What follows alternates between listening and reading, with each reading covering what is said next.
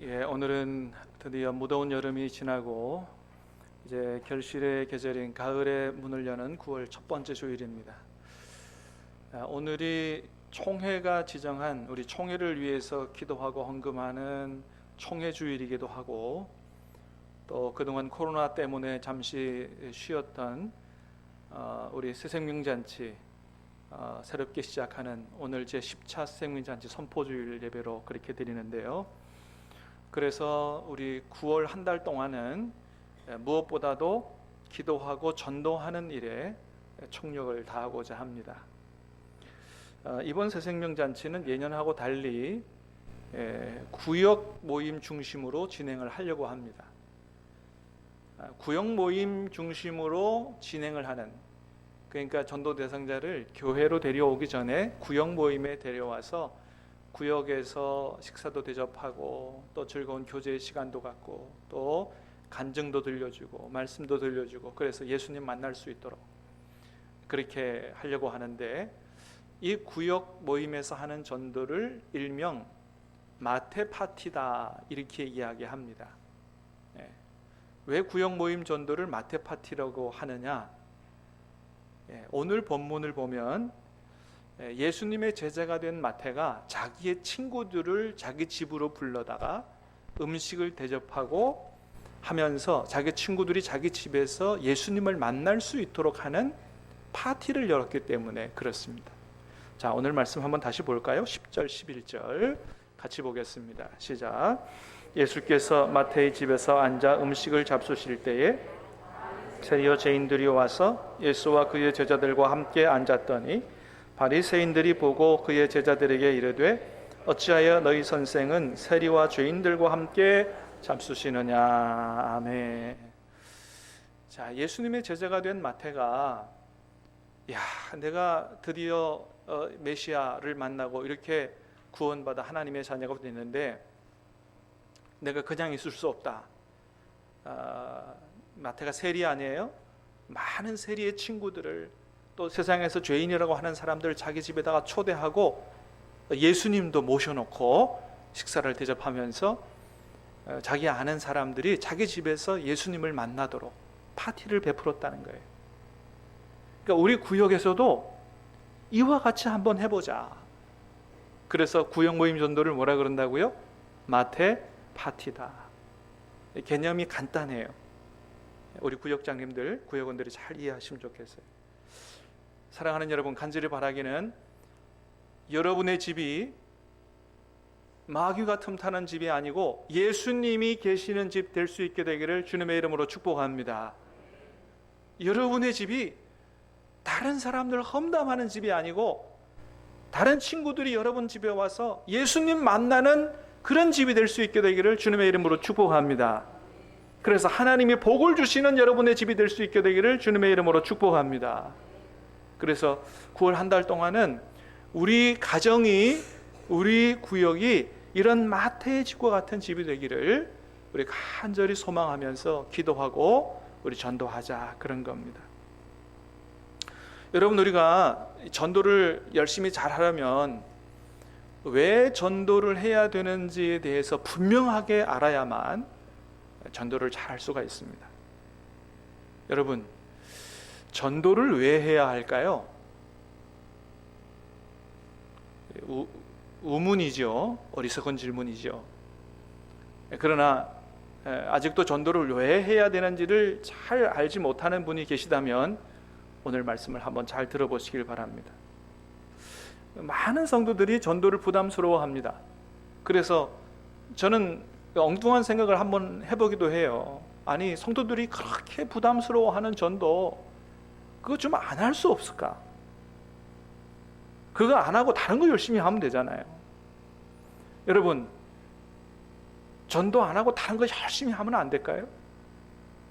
어떻게 생각합니까? 안 되겠지요? 안 되는 겁니다. 왜 그렇습니까?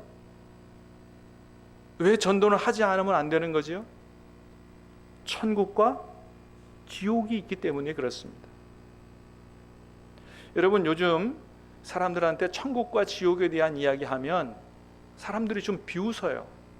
아니, 요즘 같은 세상에 무슨 천국 지옥 같은 얘기를 하냐, 뭐 이런 식으로 대응을 하죠.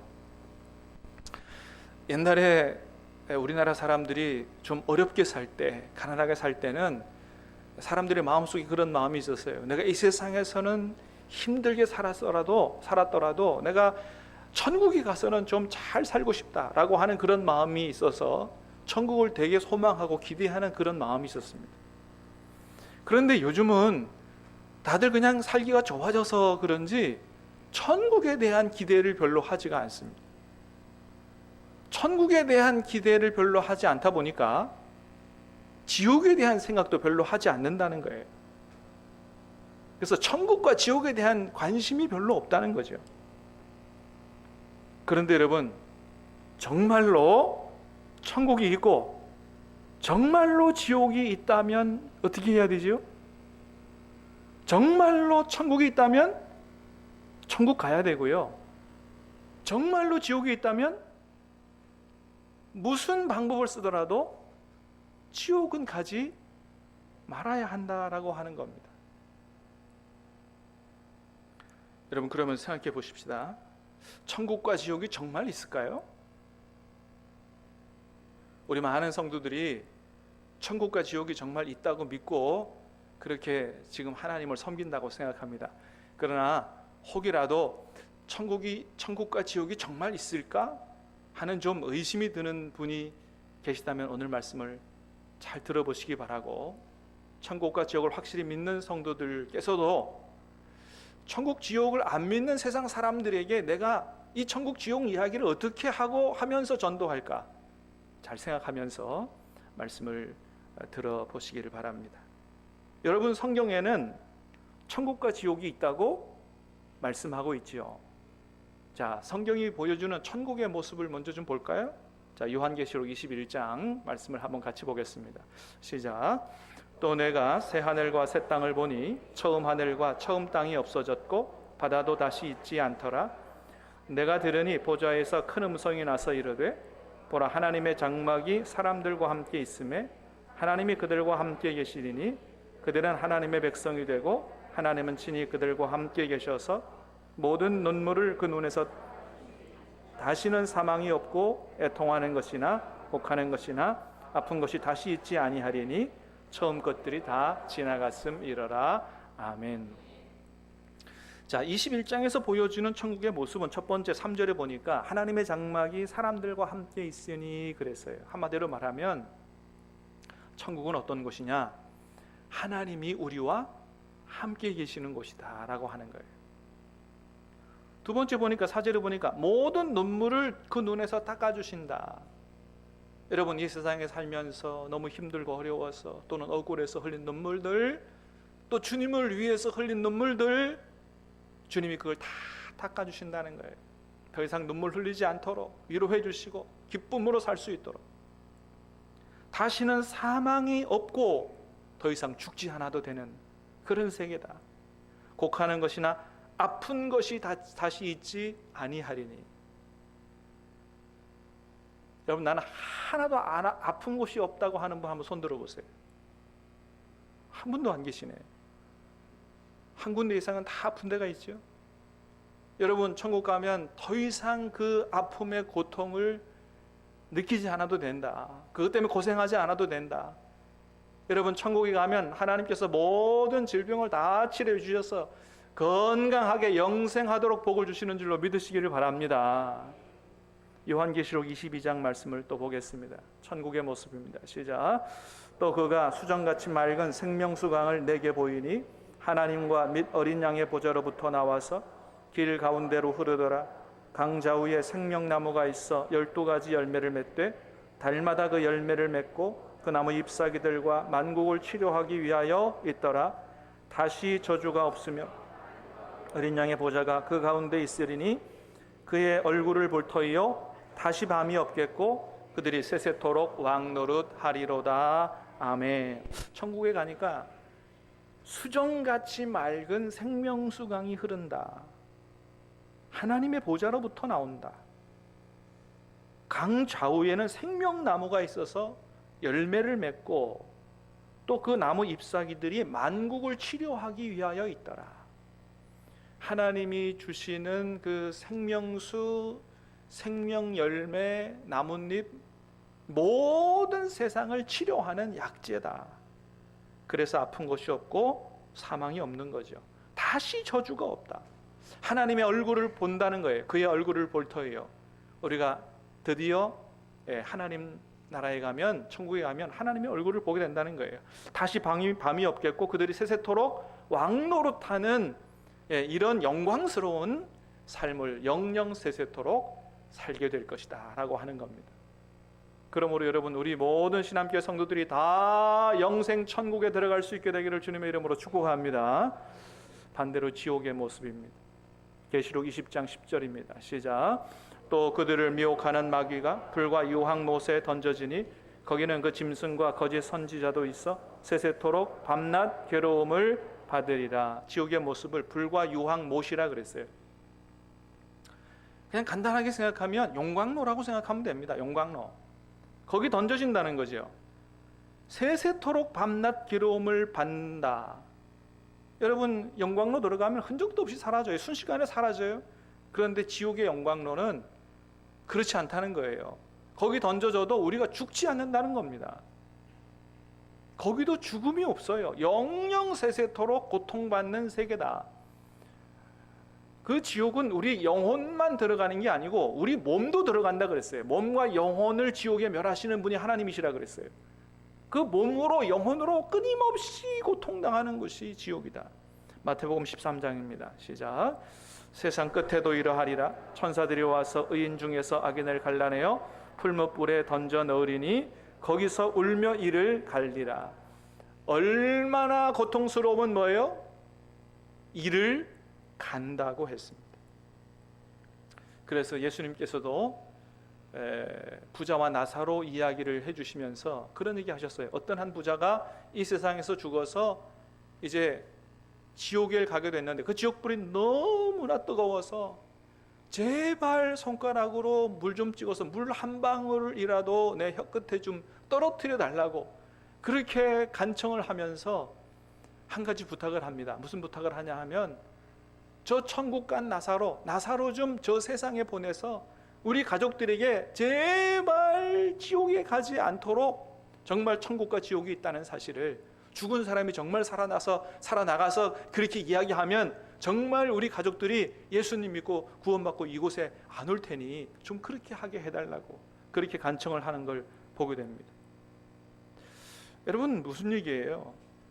그 사람은 어떤 수를 쓰더라도 내 가족만큼은 지옥에 오지 않게 해야 하겠다는 그런 생각을 가진 것이죠. 어떤 광부의 아들이 이런 글을 썼답니다. 우리 아버지는 탄을 캐신다. 나는 공부를 못하니까 광부가 되겠지 하는 생각이 가끔 든다. 그러나 아버지께서는 난 어차피 광부니까 열심히 일해야 되겠지만 너는 커서 거지가 되었으면 되었지 죽어도 광부는 되지 말라고 하신다. 여러분, 이 광부 아버지가 왜 아들에게 너는 커서 거지가 되면 됐지 절대로 광부는 되지 말라고 얘기했을까요? 당신이 직접 수십 미터 지하 막장에 들어가서 탄을 캐면서 일을 해보니 여기야말로 정말 사람이 와서 일할 곳이 못 된다. 차라리 거지가 돼서 빛을 보면서 얻어먹고 사는 게 낫지. 이것만큼은, 그래서 너는 거지가 되면 됐지 절대 광부는 하지 말라고 그렇게 얘기했다는 거죠. 오죽하면 그랬을까요? 너는 절대로 여기 오지 마라. 여러분, 그래서 예수님이 이런 말씀하십니다. 마태복음 18장 8절입니다. 시작. 만일 내 손이나 내 발이 너를 범죄하게 하거든 찍어내버리라. 장애인이나 다리 저는 자로 영생에 들어가는 것이 두 손과 두 발을 가지고 영원한 불에 던져지는 것보다 나으니라. 아멘. 뭐라고 말씀하세요? 내 손이나 발이 너를 범죄하게 하거든 찍어내버리라. 장애인이나 다리 저는 자로 천국 가는 게 낫지 두 손 두 발 가지고 영원한 지옥불에 던져지는 것보다 낫다는 거죠. 여러분, 그렇다고 해서 여러분 손이 범죄한다고 해서 실제로 도끼 들고 찍어버리지 마시기를 바랍니다. 이거는 무슨 수를 쓰더라도 지옥에 가면 안 된다고 하시는 말씀을 하는 거지. 여러분, 우리 죄를 다 용서하시고 우리를 천국 보내기 위해서 예수님이 십자가에 돌아가신 줄로 믿으시길 바랍니다. 예수님 영접하고 우리 죄를 자백하고 용서받으면 천국 갈 수 있는 거예요. 이거는 어떤 수를 쓰더라도 어떤 대가를 치더라도 지옥은 가서는 안 된다는 말씀을 하시는 거예요.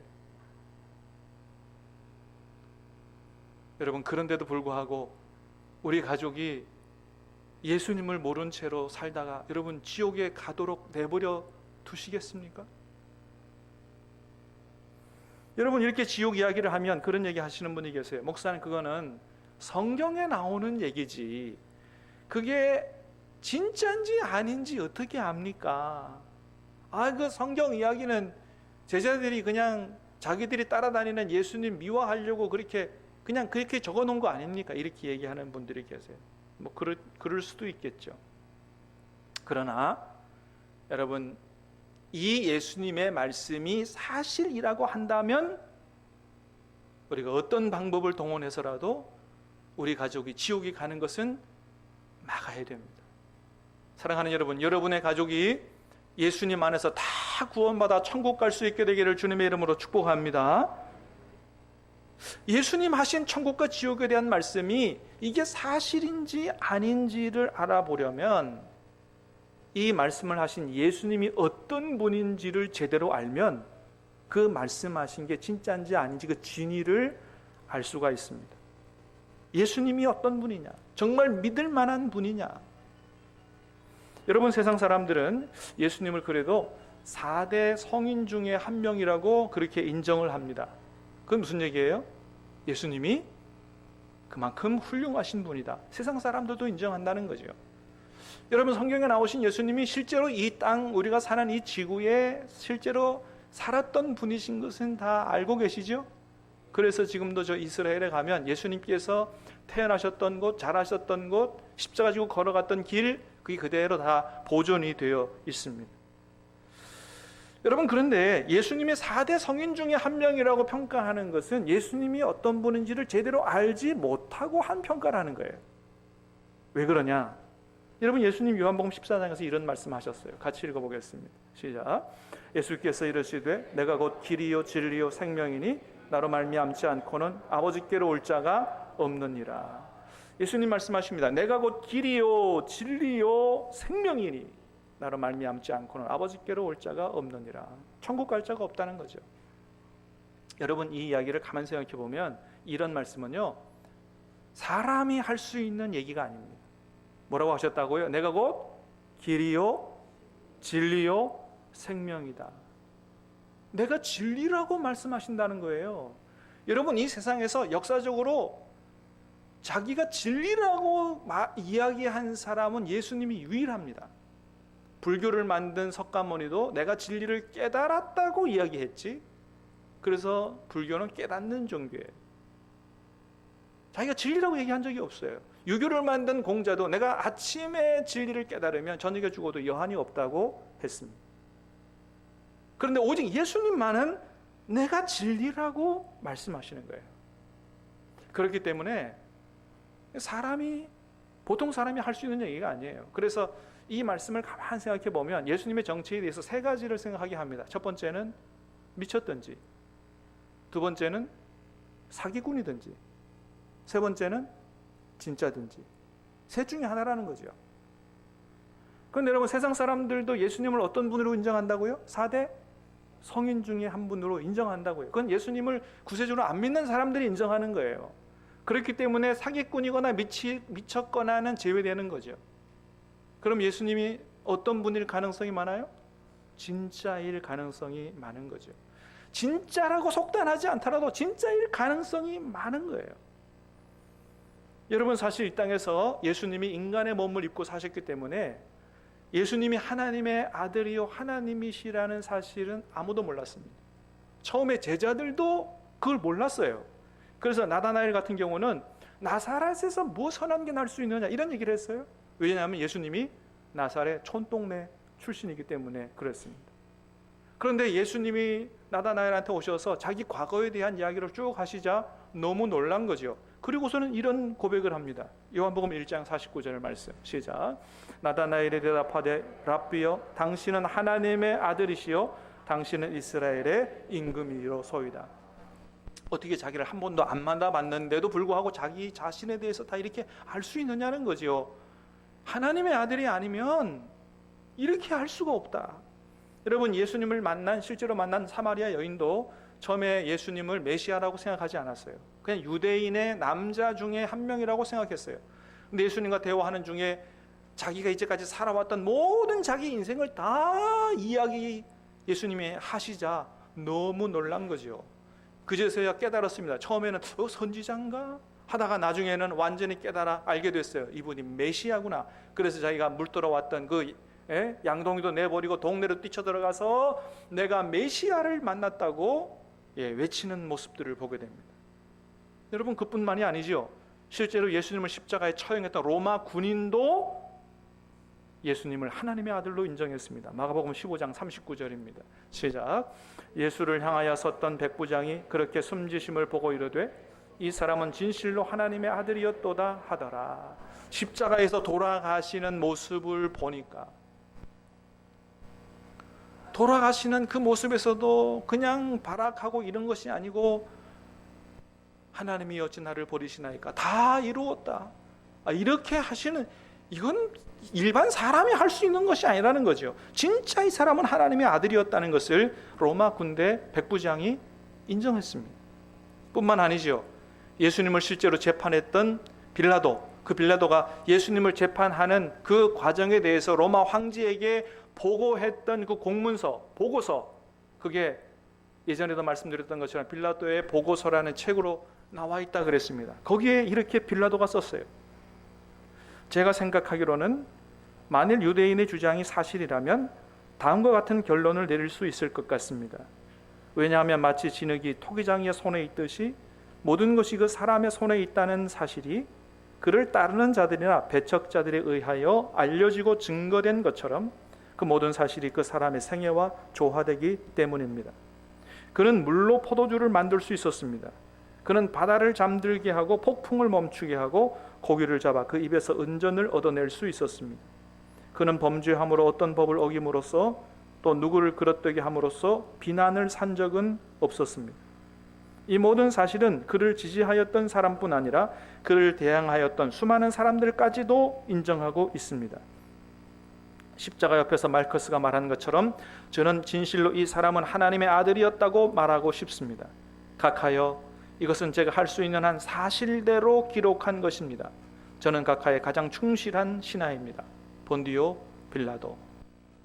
예수님을 재판하는 모든 과정을 상세히 로마 황제에게 보고하면서 정말로 이 사람은 하나님의 아들이었다고 말하고 싶다고 본디오 빌라도가 인정하고 있어요. 여러분, 이 정도면 믿을만 하지 않겠어요?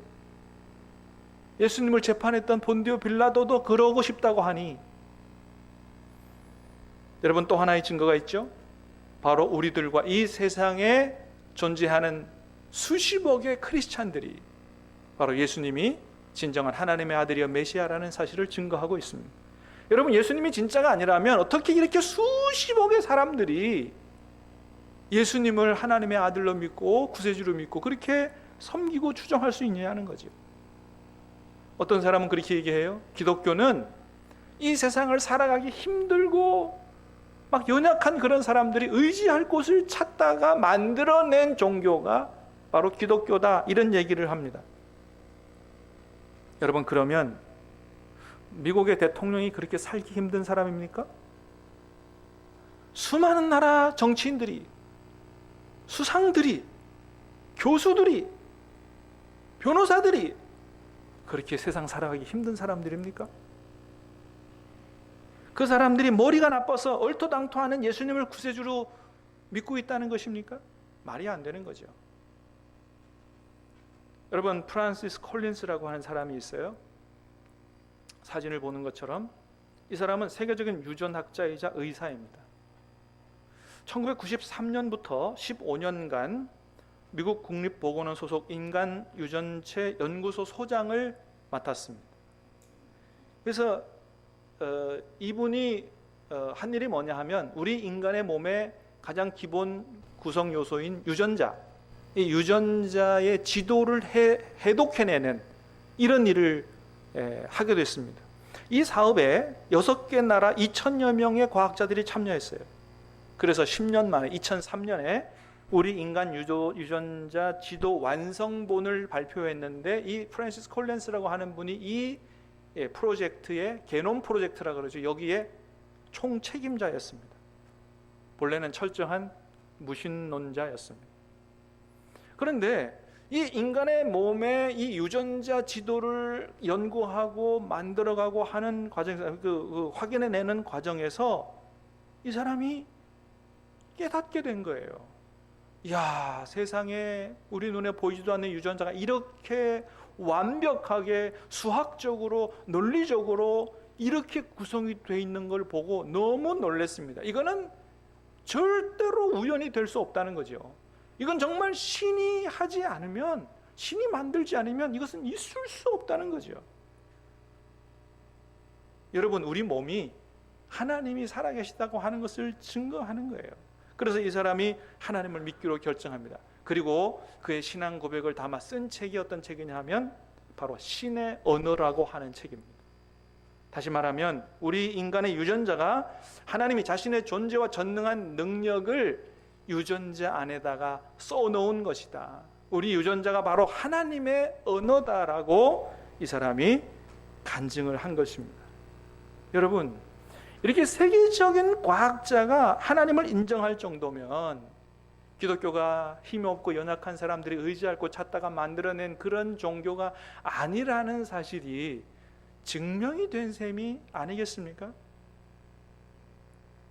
여러분, 예수님이 단순히 4대 성인이 아니라 정말로 하나님의 아들이 맞다면 예수님이 말씀하신 천국과 지옥은 있는 줄로 믿습니다. 있는 것이죠. 그렇기 때문에 우리가 어떤 수를 쓰더라도 지옥에 가지 말아야 되고, 우리 가족들이 어떤 수를 쓰더라도 지옥에 가지 않도록 전도해야 된다라고 하는 것입니다. 사랑하는 여러분, 우리를 지옥에서 구원하실 분은 오직 십자가에 달리셨다가 3일 만에 부활하신 우리 주 예수 그리스도밖에는 없는 줄로 믿습니다. 왜 그래요? 우리가 구원받으려면 우리가 마음으로, 생각으로, 행동으로 지은 모든 죄를 다 용서받아야 돼요. 우리 하나님이 거룩하신 분이기 때문에 죄는 차마 눈뜨고 보시지 못하는 분이기 때문에 우리 죄를 용서받아야 되는데, 우리의 죄는 피로밖에는 용서가 안 된다고 성경에 기록하고 있어요. 레위기 17장 11절입니다. 시작. 육체의 생명은 피에 있습니다.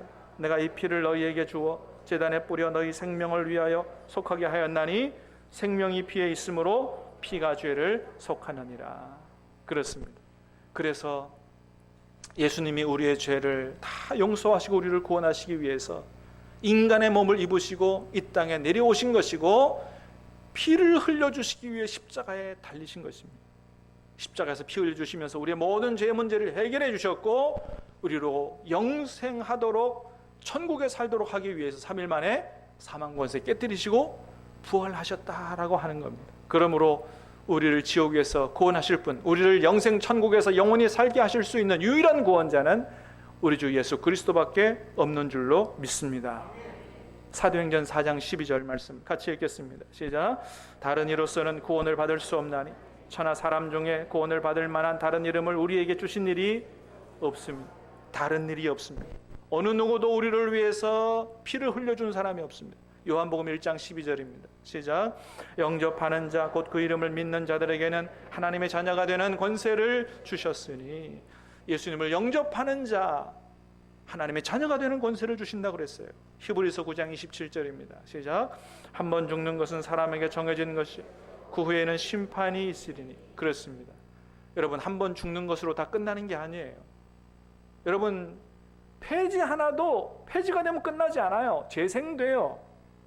하물며 만물의 영장인 인간이 한 번 죽는 것으로 끝난다고요? 천만의 말씀. 이후에 심판이 있습니다.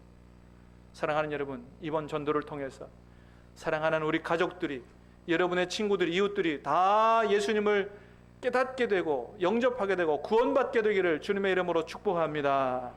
같이 찬양하고 기도하겠습니다.